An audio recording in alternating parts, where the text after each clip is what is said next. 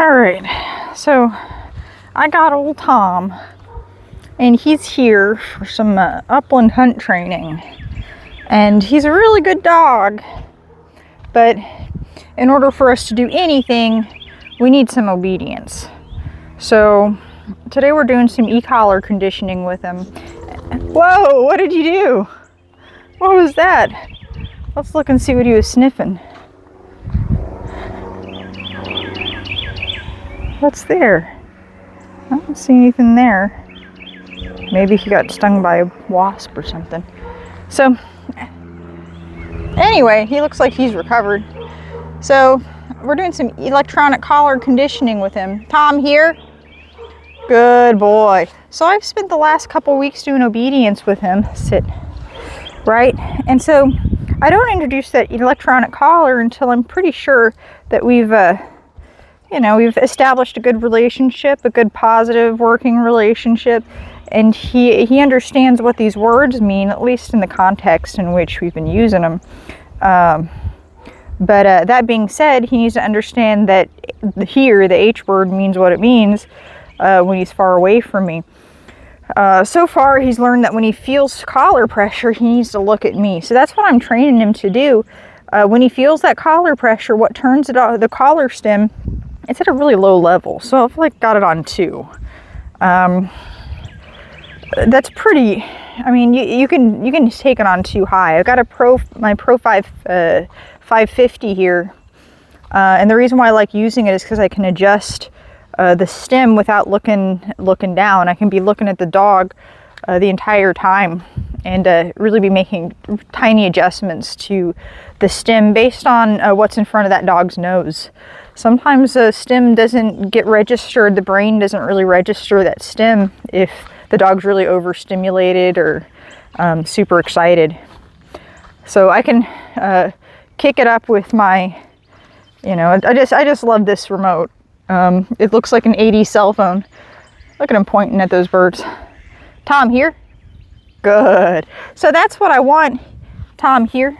Good. So that's what I've spent this time doing, right? Is teaching the obedience so that when he's relaxed, make sure that, that collar is tight enough. Come on, let's go. That I have that response trained.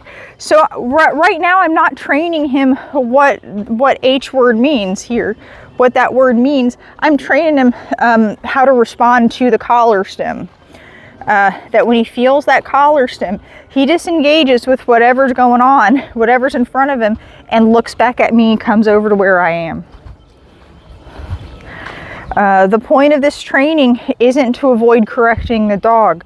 The point of this training is to teach him how to respond to that stem. Tom, here? Nope. Here? Good. So every time you hear me say the N word, which is no, every time you hear me say the N word, I'm applying collar stem. So I hope, I was distracted by that bird, so I hope you got to see Tom. But did you see him react to the stem? No, you didn't. I don't usually want to see the dog react to the stem, especially at this stage. I want for the stem to be low enough. I don't want the stem to be so high that it scares the dog or makes him worried about stuff. I'm just teaching him, hey, when you feel this, it's not a big deal. Just stop what you're doing and come back over to me when I say the H word. Oop. Here? Good. What a nice boy. Come here, all the way here. Good. Good. Okay.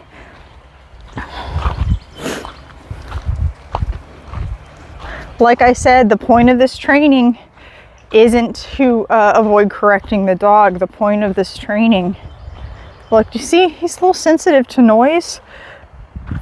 I don't know what that's about, but I haven't had a whole lot of sessions with him off lead.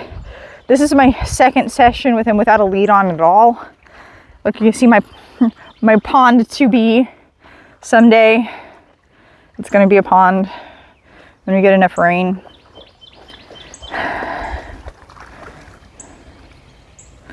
Good boy. And so I was using a long line, but he was really, he didn't like that. He was a little worried about that long line.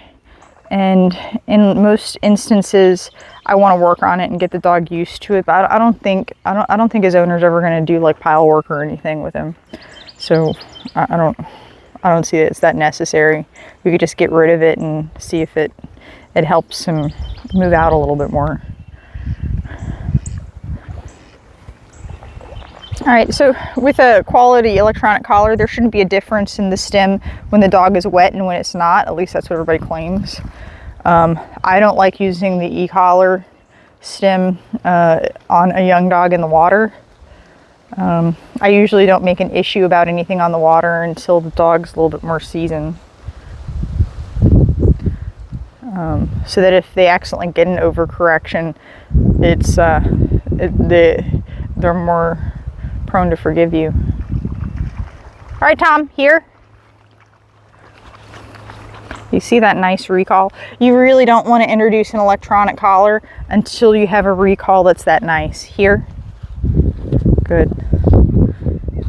Give. You don't want to make your e-collar training session about teaching the dog, about teaching the command. The dog should already be taught the command before you introduce it. The electronic collar is just teaching him a consequence for not complying to something that he knows.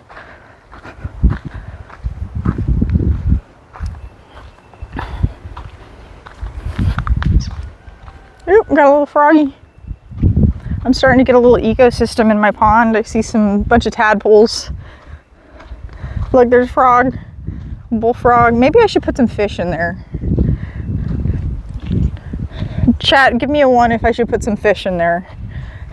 And then tell me what kind of fish to put in there, because I have no idea. Oh, I go get like goldfish from PetSmart or something. I don't know.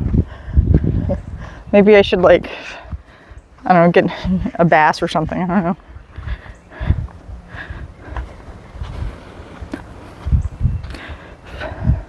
So what I'll do is I'll get him a little bit more relaxed. And maybe we'll do some, I've got some bumpers up here. Maybe we'll do some retrieving. Excuse my construction.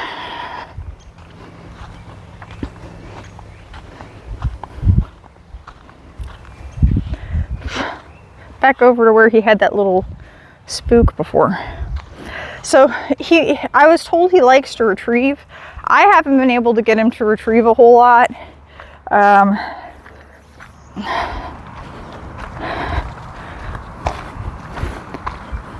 Just because a dog doesn't like playing the retrieving game doesn't mean he's not going to be a nice hunting dog. I know that sounds weird, but it's true. It's just a lot easier and cheaper to train a dog that likes to retrieve. Tom, hey up.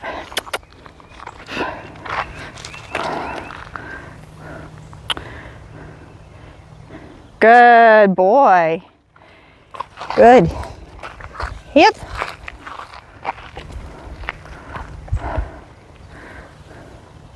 Here. Good boy. Yay. Hip.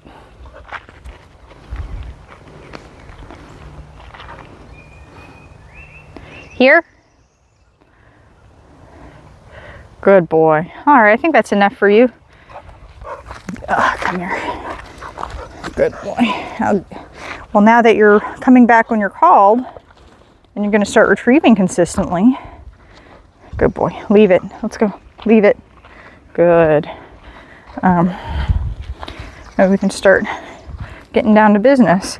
I tried getting him to pick up birds, but he wasn't picking up birds. But now that his recall's a lot stronger, we can start concentrating on that. He was interested in it and he picked it up, but he wanted to fool around with it and stuff. So come on, Tom. Here, sit. Good boy. All right, that's it for you. Bye.